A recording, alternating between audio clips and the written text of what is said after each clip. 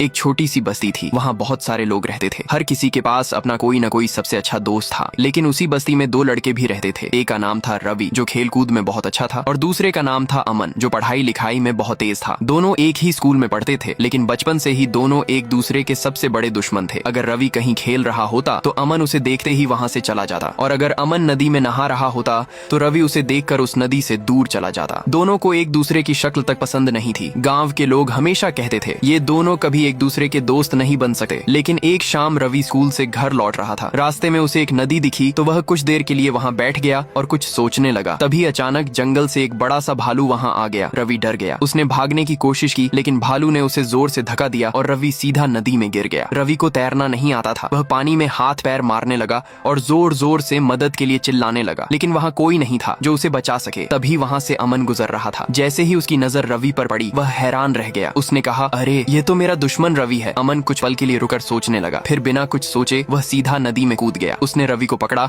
और बाहर खींच कर ले आया। काफी देर तक वह रवि को होश में लाने की कोशिश करता रहा। कुछ देर बाद जब रवि को होश आया तो उसने देखा कि अमन उसके सामने खड़ा है। रवि की आंखों में आंसू आ गए। वह बोला, अमन मेरे भाई, आज अगर तुम नहीं होते तो शायद मैं जिंदा नहीं होता। धन्यवाद। उस दिन के बाद सब कुछ बदल गया। रवि और अमन दोनों एक दूसरे के दोस्त बन गए। दोनों साथ बातें करने लगे। हर सुबह साथ स्कूल जाते, साथ क्रिकेट खेलते और साथ पढ़ाई भी करते। स्कूल के सारे बच्चे हैरान थे। वे कहते, अरे ये दोनों कब से दोस्त बन गए हैं। अब हर सुबह दोनों साथ नदी पर जाते और नहाते। दोनों अपनी जिंदगी में बहुत खुश थे। लेकिन एक सुबह सब कुछ बदल गया। दोनों नदी में नहाकर घर लौट रहे थे। रास्ते में हंसते हुए बातें कर रहे थे। तभी अचानक सामने से एक तेज रफ्तार ट्रक आ गया। अमन ने तुरंत रवि को जोर से धक्का दिया। रवि सड़क के किनारे गिर गया और बच गया, लेकिन अमन और ट्रक की भयानक टक्कर हो गई। अमन बहुत बुरी तरह घायल हो गया। रवि भागकर अमन के पास आया। उसने देखा कि अमन जमीन पर पड़ा हुआ है। रवि रो रो कर उसे होश में लाने की कोशिश करने लगा। फिर वह उसे तुरंत अस्पताल ले गया। रवि डॉक्टर से रोकर बोला, डॉक्टर साहब कृपया, वह मेरा भाई है, उसे किसी भी तरह बचा लीजिए। डॉक्टर ने तुरंत इलाज शुरू कर दिया। पूरा गांव अस्पताल के बाहर खड़ा था। सब दुआ कर रहे थे कि अमन बच जाए। रवि की आंखों से आंसू रुक ही नहीं रहे थे। कुछ देर बाद एक डॉक्टर बाहर आए। उनका चेहरा उदास था। डॉक्टर ने धीरे से कहा, मुझे माफ कर दो, हम तुम्हारे दोस्त को नहीं बचा पाए। अब वह इस दुनिया में नहीं रहा। ये सुनते ही सब लोग सदमे में आ गए। सबकी आंखों में आंसू आ गए। रवि धीरे धीरे अस्पताल के कमरे में गया। उसने अमन को देखा और रोकर बोला, भाई मैंने तुम्हें गलत समझा। तुम कभी मेरे दुश्मन थे ही नहीं, तुम तो मेरे भाई थे। उस दिन रवि और पूरा गांव जोर जोर से रो पड़ा, क्योंकि आज उन्होंने गांव का सबसे अच्छा लड़का खो दिया था। उस दिन के बाद रवि गांव छोड़कर चला गया और कभी वापस नहीं आया। लेकिन आज भी जब कोई अमन की कब्र पर जाता है तो वहाँ फूलों का एक गुलदस्ता जरूर रखा हुआ मिलता है। कुछ लोग कहते हैं रवि आज भी हर शाम वहाँ आता है और रोते हुए कहता है, भाई तुम्हें भूलने की बहुत कोशिश कर रहा हूँ, लेकिन तुम्हें भूल ही नहीं पा रहा, क्योंकि तुम सिर्फ मेरे दोस्त नहीं, मेरे भाई थे। तेरा यार हूँ